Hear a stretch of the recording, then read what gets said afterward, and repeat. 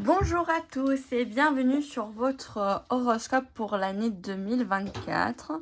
Pour vous, les scorpions. On va commencer par les scorpions. Donc n'hésitez pas à voir votre ascendant, votre signe lunaire. Donc le tirage, c'est en deux parties. La première partie, on verra du coup toutes les maisons astrologiques. Et puis on va un petit peu plus creuser avec un deuxième plateau. Donc on va voir un petit peu déjà qu'est-ce qui se passe ici pour vous, les scorpions, pour les différents mois. L'énergie principale, bien sûr, c'est général, donc vous prenez ce qui vous parle. On va voir un petit peu en général. On nous parle de, peut-être au début de cette année, il y a quelque chose qui est un peu... voilà, vous serez un petit peu... il y aura des ambiguïtés par rapport à ce que vous allez avoir. On va voir pourquoi, qu'est-ce qui se passe. Hop, je vais tirer toutes les cartes et après on va interpréter. Je mettrai aussi en description tous les jeux que j'ai utilisés. Comme ça, si ça vous aimez bien ou vous voulez par exemple une présentation aussi, n'hésitez pas à me le dire. Donc pour vous les scorpions, cette année 2024, on voit qu'il y a des choses encore à régler. Il y a encore des petits problèmes, des petits blocages qui doivent encore être surmontés. Ça peut être au début de l'année, en fait ici, on a les 6 premiers mois qui peut-être encore, il y a des choses à régler. Mais après, il y aura quelque chose vraiment de positif, un changement rapide qui va pouvoir vous ouvrir en fait et oui, vous ouvrir. Donc au début de l'année, il y a quelques peut-être tracas qui sont encore là, mais plutôt vers la fin de l'année, il y aura un grand changement ici avec le 10 de trèfle qui va vous permettre de vous apaiser, peut-être...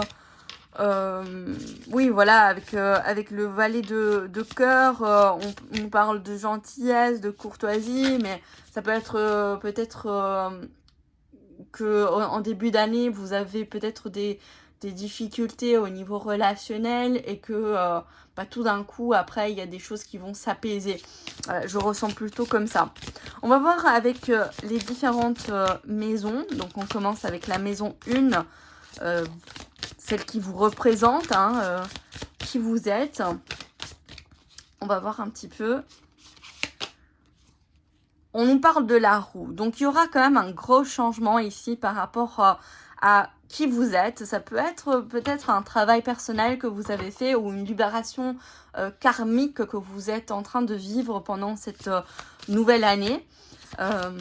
Donc, c'est plutôt positif. On voit un changement qui s'opère, qui est en train de s'opérer. Donc, ça revient vraiment ici. Donc, ça sera plutôt en mi-année, hein. Avec ces cartes-là, on peut avoir une temporalité de grands changements, effectivement, mais qui va se passer plutôt vers mi-année. Donc, restez... n'abandonnez pas, quoi. On va voir au niveau de vos biens matériels à la maison 2. Qu'est-ce qui se passe? Qu'est-ce qu'on vous dit pour cette année 2024? Le valet d'épée.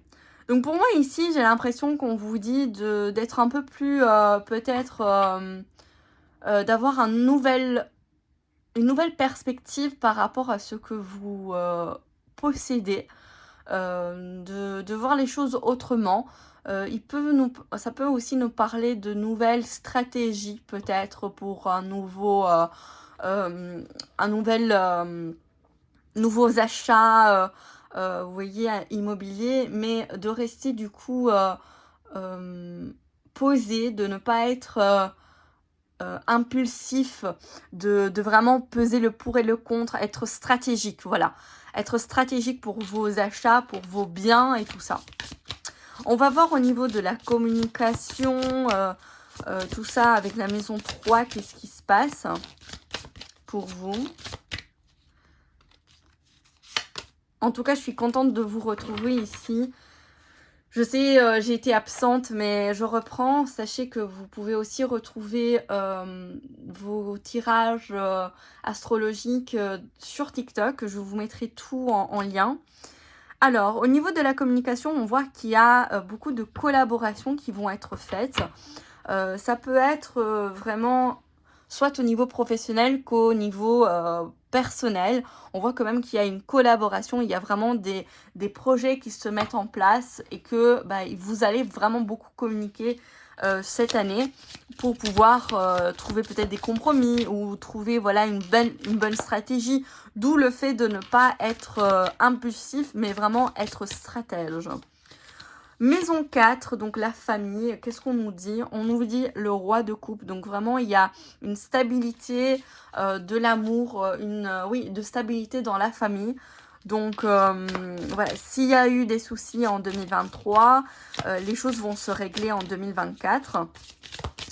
Au niveau de l'amour, on va voir ici, maison 5. On a l'as de bâton, donc ça peut être une nouvelle rencontre pour certains ou un retour de flamme pour d'autres si vous êtes déjà en couple. Donc vraiment, ça va être quelque chose de nouveau, une nouvelle passion, un renouveau au niveau amour. Au niveau travail et de bien-être, on va voir avec la maison 6, qu'est-ce qui se passe. On a le roi de denier. Donc ici, ça peut nous parler pour certains un nouveau travail, une promotion, ou quand même, si vous êtes en train de rechercher un travail, vous allez obtenir un travail, une opportunité qui va être stable, probablement un CDI ou un CDD qui va se transformer en CDI. Voilà, parce que le roi de denier, c'est quand même quelque chose de stable, qui va vous permettre d'avoir une belle construction. Si vous avez eu des problèmes de santé ou de bien-être, ça va s'arranger. Vous aurez vraiment la possibilité de retrouver un certain ancrage, une certaine stabilité dans tous les domaines qui sont liés à cette maison. On va voir au niveau de relations, partenariats. Donc, on voit ici quand même au niveau de la communication qu'il y aura des collaborations. Hein. Donc, on va voir un peu plus en détail avec les partenariats. Ok, on a la tour. Donc pour moi ici, il y aura des partenariats qui vont s'arrêter. Ça peut être aussi au niveau, ouais, ok, peut-être familial. Ou bien ça peut être des relations qui vont s'arrêter, se terminer pour justement avoir de nouvelles relations qui seront beaucoup plus stables pour vous. Donc il y a un renouveau ici, de nouveau un changement rapide. Donc il se peut que vous êtes porté en début d'année à devoir couper certains liens pour pouvoir, peu importe le domaine, hein, ça peut être aussi relationnel ou professionnel. Mais en tout cas, on voit qu'il y a un renouveau, des choses qui vont se couper pour de nouvelles opportunités.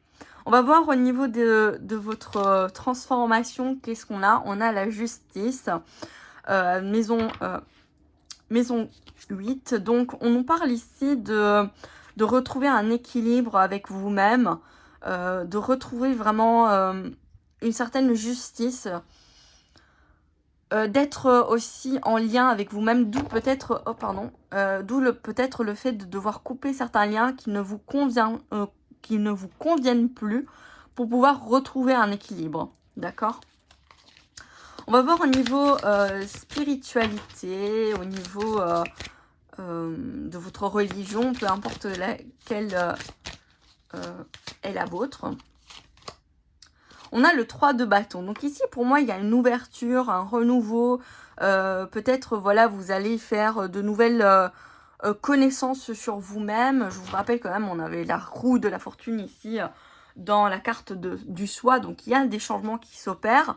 Et c'est peut-être en lien justement à des nouvelles visions, à un nouvel objectif que vous allez vous mettre pour vous-même. Peut-être, je sais pas, c'est pour... vous allez vous mettre un objectif d'être plus ouvert d'esprit, par exemple. Et voilà, vous allez opérer ce changement par rapport à ça.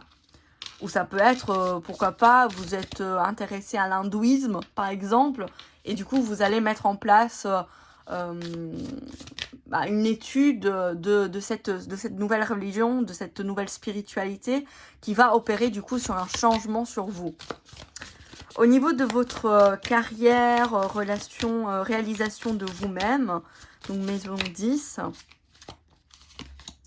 on a le 8 d'épée. Donc peut-être c'est justement parce que, vous voyez, vous êtes un petit peu bloqué quand même cette début d'année, mais c'est parce que vous devez justement opérer des changements, parce qu'en ce moment vous êtes bloqué, peut-être il y a des blocages ici personnels, de vision des choses, et on vous invite ici aussi, du coup pour vous réaliser, il faut changer d'objectif, il faut changer le fusil d'épaule, vous voyez, pour pouvoir vraiment opérer votre changement et avancer et vous réaliser. On a ici au niveau de la communauté, des amis, on a la réussite. Ça peut nous dire que peut-être vous allez vraiment vous épanouir au niveau de vos amis, de votre communauté. Peut-être, pourquoi pas, vous êtes aussi youtubeur et tout ça, vous aurez une réussite par rapport à ça. Bon, ça va pas parler à tout le monde, hein, mais en tout cas, il y aura des belles choses qui viendront à vous dans cette sphère-là. Au niveau du coup de challenge, de dimension spirituelle, on a le cavalier de coupe. Donc on a ça peut nous parler ici de retrouver une certaine harmonie avec vous-même, de retrouver de nouvelles choses qui vous correspondent, qui vont vous épanouir. C'est quelque chose en mouvement quand même, hein. Donc il y aura un changement qui va s'opérer par rapport à ça. Et que ça va vous apporter aussi beaucoup de bonheur, de joie, d'amour. Donc c'est plutôt pas mal. Voilà pour du coup les maisons astrologiques. Maintenant on va passer du coup à un nouveau plateau pour voir un peu plus en détail qu'est-ce qui nous attend, qu'est-ce qui vous attend à vous les scorpions. Alors, je vais ranger ça. J'en ai raté une. C'est pas grave. Hop. Voilà. Comme ça, ça va être un peu plus complet. Je mets où ça? Je sais pas. Je vais la mettre. Bon, vous avez compris que c'est vous, c'est les scorpions. Alors, on va commencer par le thème principal que vous devez entendre, travailler pour cette...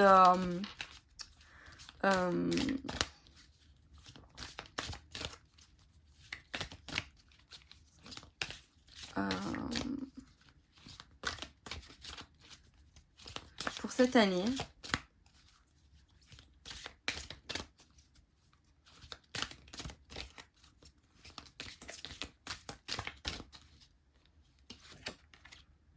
Oh, vous devrez travailler sur votre colère. Ok. D'accord. Sur votre colère. C'est intéressant. C'est un thème quand même particulier qui peut-être vous serez amené à être en colère ou de travailler sur vos émotions négatives en tout cas. On va voir un peu plus en détail avec le petit Lenormand. On a l'encre. On a la tour. On a la lune. Et on a les chemins. Donc ici, on nous dit pour 24, pardon, il vous faut prendre... il y aura... J'ai de nouveau ce CDI, hein, quelque chose qui va être stable au niveau du travail, au niveau de certaines opportunités administratives. Mais ceci va peut-être vous faire choisir. Donc ça peut être aussi une nouvelle opportunité que vous avez rêvé, que vous attendez, que vous espériez, et que ça va vous apporter une stabilité, mais il faudra faire un choix. D'où peut-être une colère, parce que peut-être vous devez laisser un travail pour un autre que vous aimiez, mais on vous dit, bah, il faudra choisir. Il faudra choisir et voilà. Donc, mmh, heu, c'est, heu c'est important de faire peut-être justement, comme on a vu avant, de ne pas être impulsif pour pouvoir vraiment faire le meilleur choix stratégique pour vous. Euh, hop. On nous parle ici de disputes, donc il peut y avoir des contradictions. C'est un domaine général, hein, donc ça peut nous parler relationnel, professionnel et tout ça. Donc peut-être c'est pour ça qu'on vous parle ici vraiment de la colère, de travailler sur votre colère. Parce que bah justement, il y aura des disputes peut-être vis-à-vis de ce choix ou même indépendamment de ce choix. Hein. C'est en général, c'est sur toute l'année. On vous parle de vraiment essayer de... Voilà, s'il y a des disputes, de vous purifier, de ne pas entrer justement dans cette colère, mais de reprendre un petit peu une légèreté, vous voyez. Justement, en connaissance, on vous parle ici d'avoir peut-être, avant de faire un choix, d'avoir tous les éléments nécessaires pour faire ce choix. Donc, de ne pas être impulsif de nouveau, j'entends, mais plutôt de vraiment être voilà, ancré dans la matière. Et pour faire cela, bah, des fois, voilà, peut-être vous êtes un peu en colère ou vous avez, vous voyez, vous avez une certaine énergie, une certaine puissance, une certaine envie de faire, peut-être un peu impulsif, parce que quand on est en colère, on ne réfléchit pas. Souvent, hein, c'est pas tout le temps, mais quand même, c'est rare qu'on fasse des choix qui sont rationnels quand on est en colère. Donc on vous dit, bah, s'il y a à un moment donné une dispute ou une situation qui va vous apporter une certaine contradiction, de bien purifier, de bien vous calmer, de retrouver votre esprit, vous voyez. Prendre tout ce que vous pouvez prendre pour connaître la situation, pour ne pas être dans...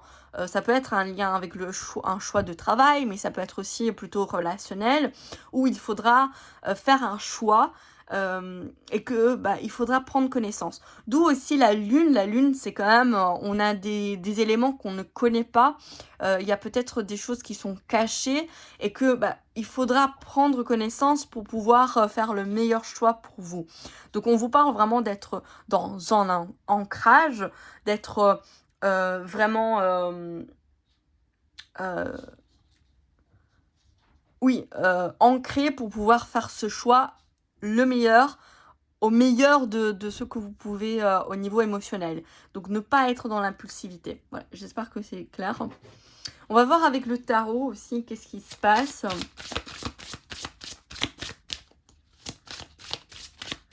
J'espère qu'en tout cas ce système vous aimez. Donc on va tirer une carte du Before, une carte du tarot et une carte du After.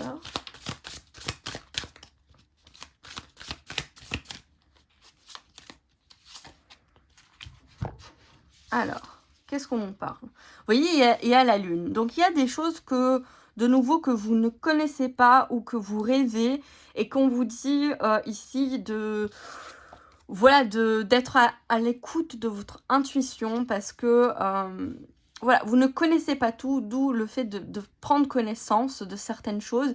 Ça peut aussi faire appel à un bâtiment, un lieu administratif pour avoir des connaissances, des éléments en plus pour pouvoir faire ce choix. On nous parle de soleil. Donc en tout cas, si vous avez des choses cachées, des éléments où vous ne connaissez pas, vous n'avez pas d'éléments, de connaissances, on vous parle que vous allez mettre en lumière des choses que vous ne connaissez pas. Ou en tout cas, si vous espérez quelque chose, vous rêvez de quelque chose, les choses vont se réaliser. Et oui, et se concrétiser, hein, vraiment dans la matière, la reine de denier. Donc on a vraiment une belle évolution ici où en 2024, vous allez pouvoir concrétiser un rêve, mais on vous dit de quand même, voilà, de ne pas être impulsif, d'être stratège de nouveau, de prendre connaissance pour pouvoir faire le meilleur choix sans, sans être dans cette sentiment de colère, d'impulsivité, de dispute, d'essayer de vous retrouver un calme pour pouvoir faire les meilleurs choix pour vous. Et que, en tout cas, vous allez concrétiser les choses. On va voir un peu plus ici. On nous parle d'amitié. Ouais, l'oracle n'est pas à la bonne taille, mais c'est pas grave. De clairvoyance.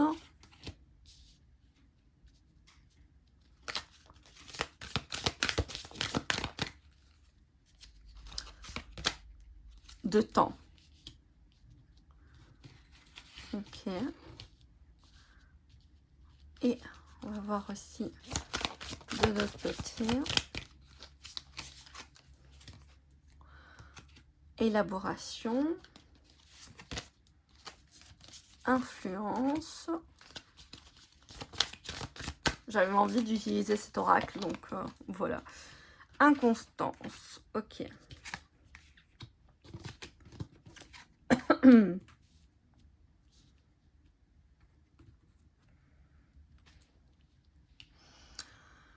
Alors, sur le plan un peu plus